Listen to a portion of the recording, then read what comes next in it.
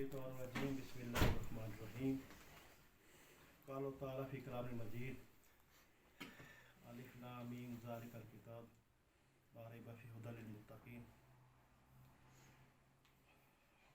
صدق اللہ العظیم رب اشرح لی صدری ویسر لی امری واحلل عقدۃ من لسانی یفقہوا قولی. معزز دوست احباب، حاضرین مجلس، میرے دوستوں، میرے نوجوانوں، موسٹلی یہاں پہ ینگ لوگ بیٹھے ہیں. ہم تو ذرا ینگ میں تھوڑا سا بڑوں میں شمار ہوتے ہیں، لیکن ماشاء اللہ کیسے کہ سب لوگ ینگ موجود ہیں ماشاء اللہ. میں یہ بات کہنا چاہوں گا کہ میری اور آپ کی اصلاح کے لیے یہ بات سمجھنی بہت ضروری ہے کہ جب ہمیں جو ہے دنیاوی کاموں کے ساتھ ساتھ ہمیں اس کے ساتھ ساتھ ہمیں ایک بہت امپورٹنٹ کام ہمارے لیے ہے. جو دنیاوی علوم کے ساتھ بہت سی کتابیں پڑھتے ہیں، ٹی وی دیکھتے ہیں، میڈیا دیکھتے ہیں، لیکن سب سے جو ضروری چیز ہم چھوڑ دیتے ہیں وہ یہ ہے کہ ہم قرآن کا مطالعہ نہیں کرتے. یہاں پہ میں کوئی کسی مسئلہ کی بات نہیں کروں گا، یہاں پہ میں کسی فرقے کی بات نہیں کروں گا، یہاں پر میں کسی ملک یا کسی خاص سوسائٹی کی بات نہیں کروں گا. میں اس چیز کی بات کروں گا جو آپ اور آپ سب کے درمیان مشترک چیز ہے، جس پہ الحمدللہ سب کا ایمان ہے کہ یہ اللہ کی کتاب ہے اور وہ قرآن پاک ہے. اب مسئلہ یہ ہے کہ قرآن پاک کو جو ہے وہ جو کہا گیا ہے کہ یہ نسخہ کیمیا ہے، ٹھیک ہے، کہ یہ ایک نسخہ ہے، ایک جس طرح ڈاکٹر آپ کے نسخہ لکھ کر دیتا ہے. لیکن سوال یہ ہے کہ یہ نسخے کا فائدہ میں کیسے ملے گا. میرا ایک سوال آپ کے سامنے ہے کہ قرآن سے ہمیں فائدہ کیسے حاصل ہے. اب دیکھیں، ایک ڈاکٹر کے پاس اگر آپ جاتے ہیں، آپ کو کوئی مسئلہ ہے، کوئی پرابلم ہے، آپ چیک اپ کرواتے ہیں، تو وہ آپ کو ایک دوائی لکھ کر دیتا ہے کہ یہ میڈیسن لینی ہے، یہ احتیاط کرنی ہے. اب اگر آپ اس نسخے کو لا کر گھر میں رکھ دیتے ہیں، سنبھال کے اچھا سا غلاف چڑھا کے رکھ دیتے ہیں، تو کیا آپ ٹھیک ہو جائیں گے؟ بے شک نہیں کرو. یا صبح اٹھ کے پڑھ لیں کہ فلاں ٹیبلٹ اتنے ٹائم، فلاں ٹیبلٹ اتنے ٹائم، یا چوم لیں اس کو، یا تعویذ بنا کے گلے میں ڈال دیں، تو کوئی فائدہ ہوگا؟ نہیں. فائدہ تبھی ہوگا جب اس نسخے کو سمجھیں گے. یا آپ کو نہیں سمجھ آئی تو میڈیکل اسٹور سمجھ کے آپ کو دوائی دے گا، اور پھر اس پہ آپ جب عمل کریں گے تو پھر ہم اس کا فائدہ ہوگا. بالکل اسی طریقے سے قرآن جو ہے اللہ تعالیٰ کی کتاب ہے، ایک نسخہ کیمیا ہے ہمارے لیے. اس کا حقیقی فائدہ تب ہوگا کہ جب ہم اس کو پڑھیں گے، اس کو سمجھیں گے، اور ہم دیکھیں گے کہ ہماری زندگی میں بھی وہ چیز ہے کہ نہیں ہے، ہمارے معاشرے کے اندر وہ چیز ہے کہ نہیں ہے، ہماری عدالتوں کے اندر وہ چیز ہے کہ نہیں ہے، ہماری سیاست کے اندر وہ چیز ہے کہ نہیں ہے. تو پھر اس کا فائدہ ہوگا، پھر اس کے اثرات، پھر اس کی برکات نازل ہوگی. بے شک قرآن کو پڑھنا بھی برکت ہے، اصالہ ثواب بھی پہنچتا ہے. میرا جو عقیدہ ہے، آپ قرآن پڑھیں گے وہ پہنچتا ہے آپ کا ثواب. اللہ تعالیٰ آپ اللہ تعالیٰ کے پہ چھوڑ دیں، وہ اللہ تعالیٰ کا کام وہ کیسے پہنچائے گا. لیکن اصل جو اس کا مقصد وہ یہ ہے کہ ہم اس کو سمجھیں. سید عمر فاروق رضی اللہ عنہ کے بارے میں حدیث ہے کہ آپ نے قرآن کو پڑھتے ہوئے 2 سال لگا دیے. کیوں بھائی؟ مطلب ان کی زبان ہے، وہ عربی زبان سمجھتے ہیں، لیکن 2 سال کیوں لگا دیے؟ اصل وہ یہ کرتے تھے کہ وہ ایک آیت کو پڑھتے تھے اور اس کو اپنی زندگی میں امپلیمنٹ کرتے تھے، پھر دوسری آیت پڑھتے تھے. اور ہم کہہ میں پتی ختم کروا دیتے ہیں، مولوی صاحب بلایا ختم پڑھ دیا، لیکن کبھی ایک آیت بھی ہمارے اندر ہمارے زندگی میں ہے کہ نہیں ہے، یہ بڑی ضروری بات ہے. اور پھر آپ دیکھتے ہیں کہ سید عمر فاروق کا جو اسلام لانے کا جو واقعہ ہے، اس کو اگر ہم دیکھیں تو ہمیں سمجھ آنا چاہیے کہ قرآن کیا چیز ہے اصل میں. کیونکہ وہ عربی تھے، عربی سمجھتے تھے کہ قرآن کیا کہہ رہا ہے. اس کی سب ہمارے سامنے تو مطلب جب قرآن پڑھا جاتا ہے ہمیں سمجھ نہیں آ رہا، بس طوطے کی طرح وہ پڑھتے ہیں لیکن سمجھتے نہیں اس کو. اصل مسئلہ یہ ہے. اسی وجہ سے ہمارے فرقے ہیں، گروہ ہیں. اگر قرآن کو سمجھ لیتے تو آج فرقہ واری تو نہ ہوتی ہمارے اندر. اب سید عمر فاروق جو تھے، جو کفار مکہ جو حضور صلی اللہ علیہ وسلم کی مخالفت کر رہے تھے، انہوں نے پروپیگنڈا کیا کہ یہ جو حضور صلی اللہ علیہ وسلم ہے یہ ہمارے دین کو، ہمارے باپ دادا کا دین ہے، اس کو برا بھلا کہتا ہے ہمیں، تو اس کو کون قتل کرے گا. اب کسی کی ضرورت نہیں تھی کہ حضور صلی اللہ علیہ وسلم کو قتل کرنے کا منصوبہ بنانا، نعوذ باللہ، کیونکہ حضور صلی اللہ علیہ وسلم کے ساتھ کی برادری کے ایک سپورٹ تھی ان کے ساتھ. عمر فاروق بڑے جرت مند تھے، تو انہوں نے کہا میں قتل کرتا ہوں. تلوار لی اور گھر سے چل پڑے. تو رستے میں ایک بندہ ملا، اس نے کہا یار کہاں جا رہے ہو؟ غصے میں خیر تو ہے. وہ تو بڑے حضرت عمر فاروق جو تھے بڑی جرت والے بندے تھے. تو انہوں نے کہا کہ میں محمد کو قتل کرنے جانا ہوں، ہمارے دینوں دین کو برا بھلا کہتا ہے، ہمارے باپ دادا بھی دین کو، ہمارے عقیدے کو برا بھلا کہتا ہے، تو میں اس کو ختم کرنے جا رہا ہوں، یہ کس سے ختم ہو؟ انہوں نے کہا یار تم کو عجیب آدمی ہے، تمہاری بہن تو مسلمان ہوگی ہے، وہ اس پہ ایمان لے کے آئے.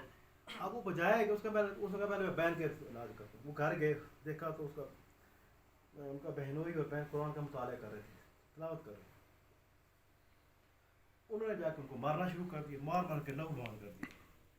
جب تھوڑا غصہ ٹھنڈا ہوا نا تو دل میں خیال پیدا ہو کہ یار یہ آخر وجہ کیا ہے، میں بھی سنوں تو صحیح یہ کیا پڑھ رہے تھے. انہوں نے کہا یار مجھے بھی سناؤ یہ کیا ہے. جب انہوں نے قرآن پڑھا نا، چونکہ وہ عربی تھے وہ سمجھ گئے، ان کے دل نے گواہی دی کہ یہ واقعی سچی چیز ہے جو بیان کی جا رہی ہے، اور پھر جا کے مسلمان ہو گئے. لیکن آج وہ ہمارے دلوں میں کیوں نہیں اثر کرتا؟ کہ ایک تو یہ کہ ہمیں سمجھ نہیں آتا، ہم سمجھنا ہی نہیں چاہتے. بس وہ یہ آیت پڑھنی ہے، یہ پھونک مارنی ہے، اس کو جادو منتر ٹونا بنا دیا انہیں کہ جب بیٹی کی شادی ہونی تو سر پہ رکھنا ہے اس کو، ٹھیک ہے، گھروں میں رکھا ہوا مٹی دھول کبھی جھاڑ دی تو جھاڑ دی، ٹھیک ہے، احترام چوم لیا، احترام کر لیا. اور بھائی اس کا اصل فائدہ یہ ہے کہ آپ اس کو پڑھو. بھائی اب پرانے زمانے میں ہوتا تھا کہ لوگ اتنے پڑھے لکھے، تو ماشاء اللہ لوگ پڑھے لکھے ہیں. مثلا کسی کا باپ باہر ہے، اس نے خط بھیجا، وہ انگلش میں ہے یا کسی زبان میں ہے، تو اس کو خود ہی پڑھنا تھا، تو وہ کسی پڑھے لکھے بندے کو کہتا یار مجھے چٹھی پڑھ کے بھیا مجھے چٹھی پڑھ کے سناؤ، انہوں نے کیا لکھا کیا ہے اس میں. یا بعض ڈاکی والے کو کہا یار ڈاک بابو جو آتا تھا اس کو کہتا کہ یار پڑھ کے سنا دو. لیکن ہمارے پاس اللہ کا پیغام پڑا، ہم نے کبھی اس کو پڑھنے کی سمجھنے کی کوشش ہی نہیں کبھی کی، کبھی سوچے نہیں. کہ دنیا بھر کے علم حاصل کرتے ہیں، دنیا بھر کے ڈگریاں ہمارے پاس ہیں، کوئی ڈگری کر رہا ہے، کوئی اکاؤنٹس میں کر رہا ہے، کوئی فلاں میں کر رہا ہے، لیکن کبھی اس قرآن کو ہم نے سمجھنے کی کوشش نہیں کی کہ آخر یہ قرآن جو ہے یہ ہم سے کیا کہتا ہے، اس کے اندر کیا لکھا ہے، کیا اللہ تعالیٰ نے ہمیں بتایا ہے. ٹھیک ہے، اس کو اور یہ دوسری بات میں یہ کہنا چاہ رہا ہوں کہ یہ قرآن مولویوں کو نہیں اترا، یہ ہم سب قرآن یا ایھا الناس یا ایھا المؤمنین کا الفاظ، مولوی کا ذکر نہیں ہوگا کہ یا ایھا المؤمنین، مطلب اس میں متوع کے لیے نہیں ہے، یہ سب مسلمانوں کے لیے آیا ہے. تو یہ ہمارا سب کا فرض ہے اس کو سمجھیں، اس کو پڑھیں، اور پھر دیکھیں کہ کیا واقعی ہماری زندگی اس کے مطابق ہے کہ نہیں ہے. تو یہ قرآن صرف مولوی کو سمجھ، اور پھر یہ کہا جاتا ہے قرآن پڑھے گے گمراہ ہو جائیں گے، یہ بھی غلط بات ہے. قرآن اللہ تعالیٰ جب خود کہہ رہا ہے کہ یا ایھا الناس، اس میں یہ بھی نہیں کہا گیا کہ مسلمانوں، بلکہ تمام انسانوں کو پکارا گیا اور اسے مخاطب کیا گیا اللہ تعالیٰ نے.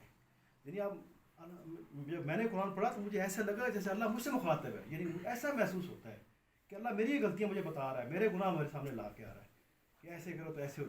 تو اس لیے میرا یہ آج کا جو پیغام ہے وہ یہ ہے کہ اللہ تعالیٰ نے جو قرآن میں سورہ بقرہ کی شروع آیت میں جو بات کی وہ یہ ہے کہ یہ کتاب الف لام میم ذالک الکتاب لا ریب فیہ، کہ یہ وہ کتاب ہے جس میں کوئی شک نہیں ہے. مثلا کسی پروفیسر صاحب کی کتاب میں تو شک ہو سکتا ہے، غلطی ہو سکتی ہے، کسی عالم دین کی کتاب میں غلطی ہو سکتی ہے، لیکن یہ اللہ کی کتاب ہے. ایک تو اس میں کوئی شک نہیں کہ اللہ کی کتاب ہے، اور دوسرا اس کے اندر کوئی شک کی گنجائش ہے ہی نہیں ہے.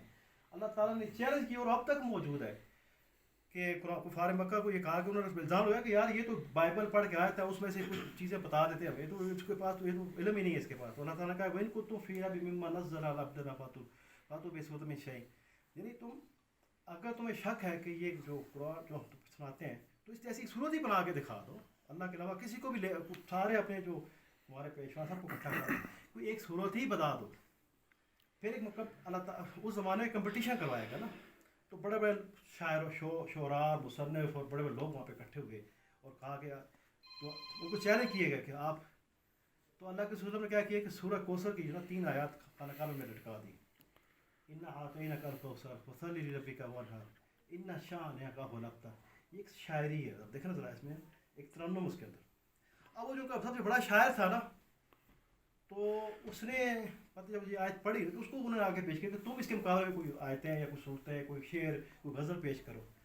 تو جب اس نے وہ آیت پڑھی نا، اس کی لینگویج سے سمجھ گیا، وہ کوئی لینگویج کا بندہ تھا، لٹریچر کا بندہ تھا، وہ سمجھ گیا کہ یہ انسان کا کلام نہیں. اس نے پتہ کیا کرنا ساتھ اس کے آگے ایک آیت کا اضافہ کیا، اِنَّا أَعْطَيْنَاكَ الْكَوْثَرَ فَصَلِّ لِرَبِّكَ وَانْحَرْ وَإِنَّ شَانِئَكَ هُوَ الْأَبْتَرُ. اس نے کہا وَمَا هَذَا كَلَامُ الْبَشَرِ، یہ انسان کا کلام ہی نہیں ہے، میں اس کا مقابلہ نہیں کر سکتا. سوال ہی نہیں کرتا تھا میں ایسی آیتیں لے کے آ جاؤں، 3 آیتیں وہ مقابلہ نہیں کر سکا. تو یعنی اتنی عظیم چیز ہمارے پاس موجود ہے.